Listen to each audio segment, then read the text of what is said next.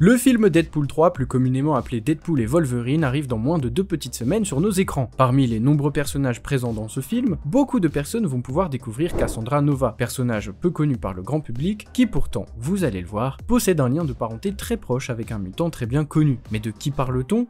Quelles sont les origines de Cassandra Nova et ses réelles motivations? Aujourd'hui sur Comics Play, je vous propose de tout savoir sur Cassandra Nova. Cassandra Nova Xavier est ce que les chiards appellent Mumudrai, l'esprit qui est l'égal et l'opposé d'une personne. Et devinez de qui Cassandra est l'opposé, vous l'avez sûrement entendu, et bien d'un mutant que vous connaissez tous car il s'agit en effet de Charles Xavier. Ça se voit un peu à son apparence d'ailleurs. Alors qu'elle était en gestation dans le ventre de sa mère Sharon Xavier, Cassandra est perçue par son frère Charles comme une présence maléfique et il essaye de la tuer préventivement avec ses capacités psychiques naissantes. Ouais, directement dans le ventre de sa mère. Quand on vous dit qu'il est l'un des mutants les plus puissants de l'univers de Marvel, il faut le prendre au sérieux. Cassandra est à peine capable de se défendre et le choc de la bataille en ébullition provoque une fausse couche chez Sharon. Bien que les médecins la déclarent mort-née, Cassandra survit en fait et passe les décennies suivantes en tant que masse croissante de cellules dans un mur d'égout, construisant un nouveau corps pour elle-même et planifiant sa vengeance sur son frère. Une vengeance qu'elle va mettre en place pendant plusieurs longues années.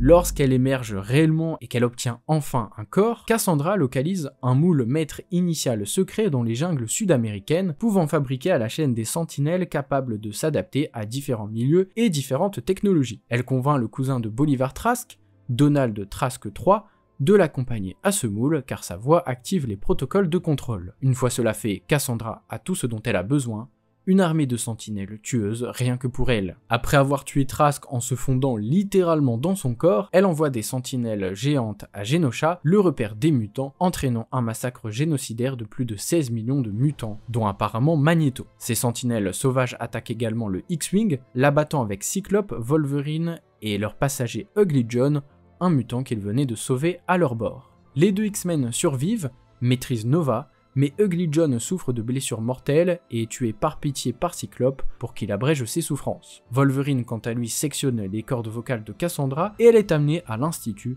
où elle commence à exercer un contrôle télékinétique et télépathique sur les X-Men, se frayant un chemin jusqu'à Cerebro en s'y introduisant progressivement dans le but de détruire tous les mutants. Car oui, si elle est l'égale et l'opposé de Charles, elle possède les mêmes pouvoirs dont la télépathie, la manipulation de l'ADN ou encore la télékinésie. Au final, Emma Frost lui brise le cou, assommant Cassandra, qui est finalement abattue par 6 coups de feu de Charles Xavier. Mais ce que personne n'a réalisé, c'est que juste avant les coups de feu, Cassandra a transféré son esprit dans le corps de Charles, et vice-versa. En utilisant la forme de Charles, Cassandra dévoile alors les X-Men au monde, puis quitte la Terre avec Lilandra, la copine de Charles, pour des vacances. Alors qu'elle se trouve dans l'Empire Shi'ar, Cassandra utilise ses pouvoirs pour prendre le contrôle de la flotte impériale et commence à détruire l'Empire de l'intérieur. Lilandra essaye alors de se diriger vers la Terre, mais Cassandra détruit son vaisseau et à son retour à l'Institut, élimine également les super gardiens. À ce stade, Cassandra, toujours dans le corps de Charles, construit un monstre psychique autour d'elle, apparemment composé des parties du corps de toutes les personnes qu'elle a absorbées ou contrôlées. Après avoir repoussé tous ceux qui croisent son chemin, Cassandra rend à nouveau visite à Cerebro. Elle essaye d'utiliser ce dernier pour accéder à l'esprit de tous les mutants de la Terre, mais l'esprit de Charles l'attend,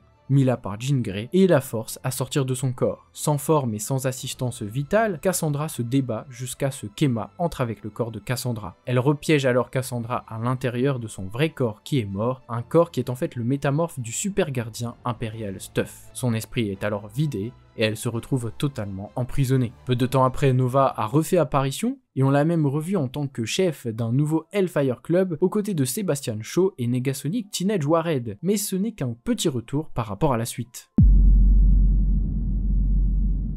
Avec la renaissance de Jean Grey, Cassandra, alors de retour dans un nouveau corps, commence à attiser les crimes haineux contre les mutants dans le monde entier par le biais de suggestions psychiques. Elle envoie même à Jean un message cryptique et menaçant par l'intermédiaire d'un sénateur des Nations Unies avant de faire exploser la tête du sénateur, incriminant Jean et son mouvement pour un acte de terrorisme. Nova poursuit son objectif avec la création de Sentinites, des machines microscopiques développées par Forge sous le contrôle de Cassandra qui, une fois installées dans le cerveau d'une personne, leur permet permettent de détecter les mutants à proximité et les envoie dans une rage meurtrière. Elle infecte à la fois des personnes normales et des chefs de nation. Elle utilise également ses sentinites pour attaquer directement les X-Men, infectant une fois Tornade pour qu'elle attaque les X-Men de Jean Grey au Wakanda, et une deuxième fois en utilisant Teen Abomination après que les X-Men se soient déplacés près d'Atlantis. Après que Jean réussit à laver son nom, Cassandra se prépare à lancer des essaims de sentinites sur toutes les grandes villes. Les X-Men contrecarrent heureusement son plan avec l'aide de l'une de leurs nouvelles recrues, la technopathe Trinari, qui localise également la nouvelle base d'opération de Cassandra dans la ville abandonnée de Genosha. En représailles, Cassandra prend le contrôle de Prestige, la fille de Jean dans une chronologie alternative pour les faire s'affronter, mais Jean la sauve. Mais ce n'est pas tout. En utilisant ses pouvoirs, Cassandra prend en otage plusieurs avions commerciaux et détourne l'héliporteur du service national de renseignement sud-coréen pour le transformer en son armée personnelle. Cassandra a en effet l'intention de forcer Jean à partir en guerre, mais avant que cette dernière aille à Genosha, elle demande l'aide de Tony Stark pour créer une réserve d'innombrables répliques du casque de Magneto pour forcer les gens sous l'emprise de Nova à se libérer. En raison de cette tournure des événements, Nova fait exploser l'un des réacteurs nucléaires à bord de l'héliporteur avec pour intention de faire tomber l'avion sur l'île. Avec l'aide des Avengers,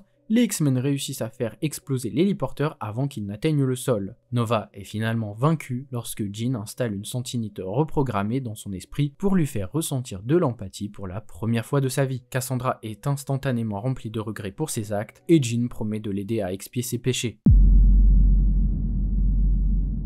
Plus tard, elle déménage dans la nation des mutants de Krakoa et rejoint les maraudeurs avec le run Dickman qui remet de nouvelles bases à la nation mutante. Cependant, elle n'est autorisée à rejoindre qu'une partie d'un plan formé entre Emma Frost, Kitty Pryde et Somnus. En effet, Emma et Kate n'ont jamais pardonné à Cassandra Nova pour son massacre à Genosha qui a également entraîné la mort du père de Pryde. Et pour cela, elles ont un plan. Lorsque les maraudeurs vont 2 milliards d'années dans le passé, Cassandra lobotomise Arkea et Sublime pour libérer une ancienne civilisation mutante appelée Threshold. Peu de temps après, les autres maraudeurs tendent alors une embuscade à Cassandra dans le cadre du plan de Kate et Somnus afin de la bloquer dans le passé.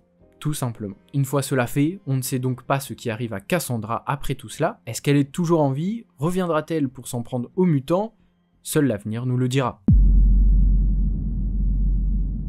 Si vous voulez découvrir le personnage, c'est assez simple de ce côté. Vous avez le run de Grant Morrison, je le rappelle, un run c'est l'ensemble d'une prestation d'un auteur sur une série, et là la série c'est New X-Men qui va introduire le personnage et évoquer toute sa revanche machiavélique contre son frère et les mutants. C'est dispo en 2 Marvel Icons pour le moment, et à part côté dessin où il faut vraiment aimer le travail de Quietly, le scénario est vraiment intéressant, intriguant, mais parfois complexe. Mais c'est pour moi l'histoire qui pourra vous faire découvrir au maximum le personnage, ses origines, ses motivations et ses exécutions. Ensuite, vous avez X-Men Red qui se passe juste avant le renouveau Dickman pour les mutants et lui aussi est une très bonne histoire sur le personnage. Une histoire avec un retour assez inattendu et une confrontation Cassandra Nova-Jean Grey qui fonctionne vraiment bien. C'est dispo en plus en seulement un Marvel de luxe donc ça va. Niveau histoire sur le personnage, c'est tout ce que vous pouvez retrouver en VF en tout cas. Voilà, vous savez donc tout sur le personnage de Cassandra Nova, qui je pense devrait avoir un rôle totalement différent dans Deadpool et Wolverine. Ma théorie c'est qu'elle ait réussi à détruire le Charles Xavier de son univers, et que maintenant, elle cherche à le détruire dans tout le multivers. Si besoin, elle peut d'ailleurs demander de l'aide à la Sorcière Rouge. À voir son rôle, à voir aussi si elle va vraiment être la réelle grande menace de ce film, car pour l'instant, rien n'est réellement clair de ce côté. Je trouve la TVA un peu louche, perso. En tout cas, elle sera aidée visiblement par plein de méchants de l'univers des X-Men de la Fox, que je pourrai vous présenter très prochainement aussi. J'espère en tout cas que cette vidéo vous a plu, on n'oublie pas le petit like et le commentaire pour aider la chaîne à se développer, et surtout si vous n'êtes toujours pas abonné, c'est le moment. N'hésitez pas d'ailleurs si vous souhaitez que je parle d'un sujet, d'un personnage en particulier, toutes les idées sont bonnes à prendre. Et si vous voulez aider la chaîne à se développer, n'oubliez pas que vous pouvez devenir membre de la chaîne, la soutenir via Tipeee ou tout simplement à partager la vidéo. Quant à moi, je vous donne rendez-vous très prochainement pour une nouvelle vidéo. Comme d'habitude, je n'ai que 2 choses à vous dire, lisez des comics et parlez-en autour de vous. À bientôt.